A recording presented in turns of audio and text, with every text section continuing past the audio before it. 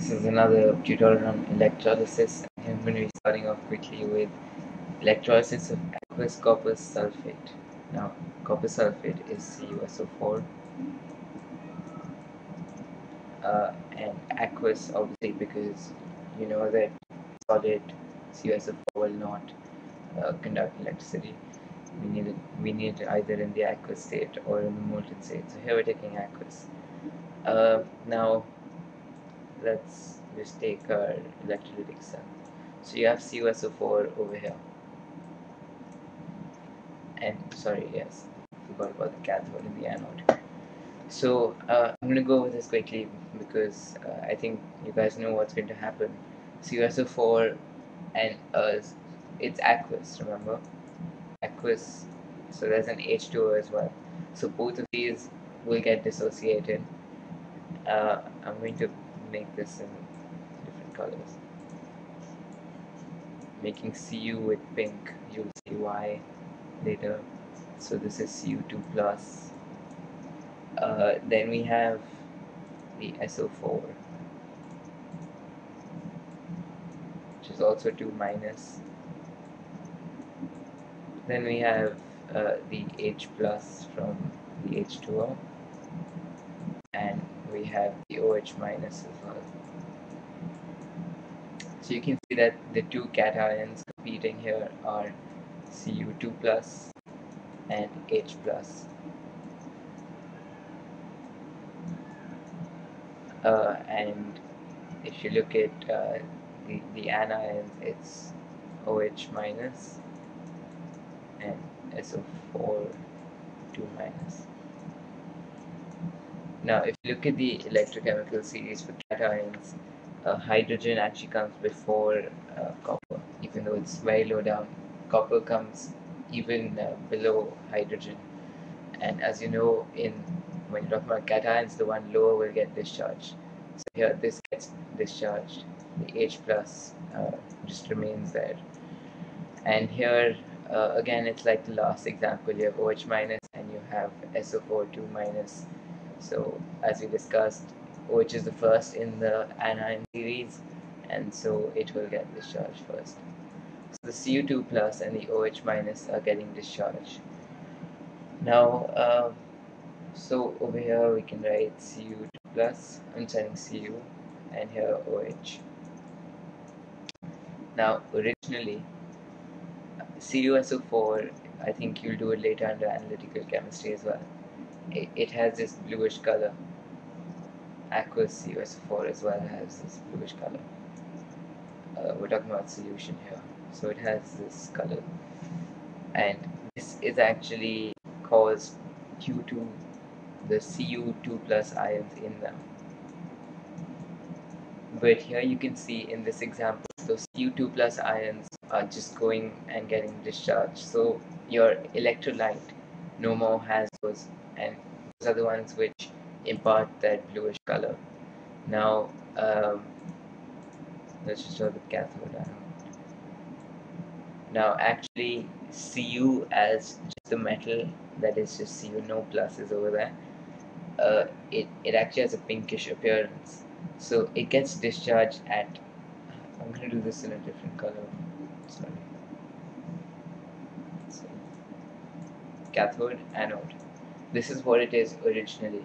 Now the Cu2 plus is getting discharged, gains electrons, and gets deposited as a sort of a pinkish substance on the cathode.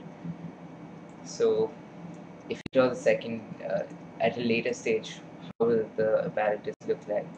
It will be something like this. Your cathode will be in this pinkish color. Your anode will remain the same because what discharge is basically water and O2, so none of those really do anything to the color. And at the same time, remember, you're taking out a bit of the blue color, so it'll become this lighter shade. If you look at an even later stage, you'll see something like this. Your anode will remain the same. Your electrolyte will become even lighter. It'll be a colorless solution, not white actually. I can only denote it as white over here. And what you'll notice is that your cathode will become even thicker pink because more metal will be deposited. And this process will keep happening until this becomes totally colorless and your cathode will become like completely inflated. So that's all there is. And this question is asked usually as where you have to state observations. So your main observations you can see. Number one, the CuSO4 aqueous solution loses its blue color and eventually becomes colorless. But the main one is that a pinkish substance that's copper gets deposited over here. And also, if you look at this diagram here, the H plus and the SO4 2 minus combine just like the last example, and that's what gives the colorless color. I mean, it's not a color, but colorless appearance at the end stage. So what you get at the end is Cu over here. At the anode, you'll have O2 release, like we studied in the last tutorial. You'll have H2O draining out over here. H2O is going back into the electrolyte, and here you have H2SO4. So that H2O will make this H2SO4 dilute H2SO4. Well, you don't need to go into that right now. Just know that H2SO4 is formed, which is why you see a colorless thing over there. So I'm going to erase this first. Now I'm going to do just one more example, and this involves something called attackable electrodes or non-inert electrodes. I think I mentioned it in one of the earlier tutorials. Non-inert or attackable are those electrodes which take part in the reaction themselves. For example, copper. You have copper electrodes. Sometimes you have silver electrodes as well. So these take part in the reaction. I'll do one example so you'll see what I mean by that. But the reason why they are attackable and not non-attackable is because they have a lower reduction potential.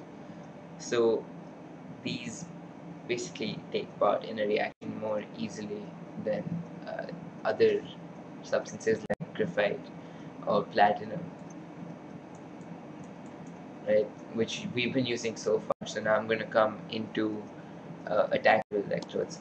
Also, one more thing: at times, uh, the ion that is discharged is also decided by its concentration.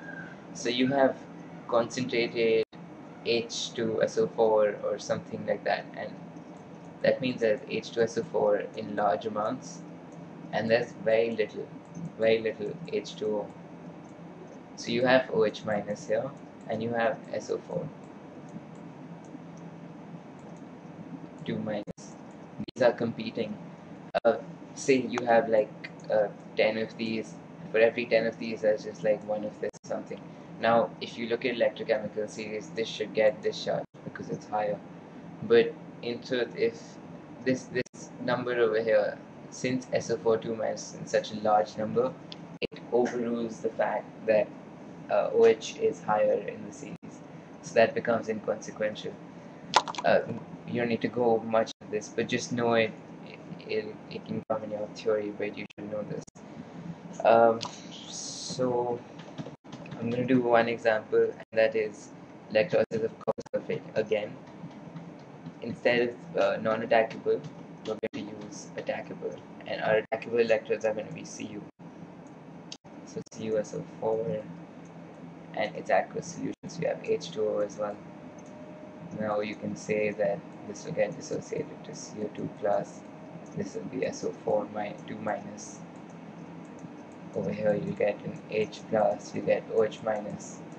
Now we figured out in the last example that the ones out of this whole these two pairs, this is one pair of the anions, this is the second pair of cations here. Out of the two pairs, the ones that are going to get dissociated are Cu2 plus and OH minus. One cation, one anion at the cathode and anode respectively. Now the first part is going to go just like your last part. say this is your electrolyte here, cathode, anode. Now Cu2 plus will come over here and it'll gain electrons, that's fine. And what you need to keep in mind is that this is made of Cu already. So say this is your original cathode here. What's going to happen is that your Cu2 plus is going to get discharged and it'll add to your cathode. This whole thing will be a whole block of Cu then. And at the anode, this is where the important bit comes. Now, when we are doing electrochemical series, we also did that the element with the lower reduction potential is going to get discharged. The lower reduction potential means the one that is going to lose electrons more readily. Now, just I'm going to take a different color. This is your Cu anode originally. This is Cu. And over here you have OH minus trying to get discharged. Now you can easily tell that since this is a metal here, it wants to lose those 2 electrons and become an ion, right? And this one meanwhile wants to lose electrons much less. It actually wants to gain electrons. So it's clear that your Cu will actually get discharged at the anode. Even though it is the anode, it's going to get discharged at the anode. So this OH minus does not get discharged. Your Cu will lose electrons and form Cu2 plus, and it's just going to fall into this. So now let's just look at this is your electrolyte, just EL elec, okay, and this is your cathode here, C, and this is your anode here, A. So just to sum up the reaction, now you know that from here there are Cu ions, Cu2 plus ions getting discharged, fair enough over here, and here you have Cu2 plus ions coming back, and these will be in more or less the same quantity. So you can see the cycle and nothing is really changing. All that is happening is that the electrolyte is breaking into Cu2 plus ions, those are getting discharged. But at the same time, the anode, which is also made of Cu, is getting discharged into Cu2 plus ions. So the total amount of Cu2 plus ions in the electrolyte remains unchanged. So unlike your last example, where your electrolyte loses its blue color, that's going to remain because your Cu2 plus ions are remaining unchanged. It's just a cycle. And also, the one more important thing, if you look over here, I said that there'll be a whole little block of Cu, and this is the cathode, while at the anode, constantly you have Cu2 plus ions coming out into the electrolyte. So your anode is going to, the weight of the anode is going to become lesser, and the cathode is going to increase. So if you look at this whole reaction, it's basically transferring Cu2 plus ions from the anode to the cathode. And also remember that if you let this reaction happen for a long time, these ions that get discharged at the anode are also eventually going to get discharged at the cathode. So eventually you'll be left with nothing at the anode. That's theoretically. I don't think it's going to happen practically. But that's it. Your two observations will be: first, that the blue color remains; second, that the weight of the anode decreases, cathode increases. Now, similarly, you have applications of electrolysis. There's electroplating. There's metallurgy. Metallurgy is nothing but extraction of metals. You have ores. You're going to do a whole chapter on this actually. That's metallurgy, and I think that can be done a bit later. So I'm going to leave that for now. But as I said before, as long as you get uh, the logic behind electrolysis, you're, if you read the process, you're going to understand most of it. So, and of course, there's electro refining, which is purification of impure metals. So, you should read this. I think you should understand by yourself. You shouldn't have any issues over here. Um, electrorefining and electrometallurgy you're going to do in much more detail. You're going to study the reactions in detail later. So if you don't understand that, I guess you could also go to the chapter on metallurgy and do it. But I think this should be enough for now. If you have any problems, of course, you could ask us. And if you have the Anita Prasad's book that's in front of me right now, at the end of the chapter, they've summed up every reaction on electrolysis. So I think that's a good way to revise. And this is a chapter that comes very often in section A as well as section B, and it carries, I think, nothing less than 7 or 8 marks. There's no way you should ignore it, just because you may have done it in class 7 or 8 or something, because it is a bit advanced now. So I think that's it for now. And of course, if you have questions on this, the electroplating, refining, metallurgy part, you can ask us. But we'll be back with another tutorial.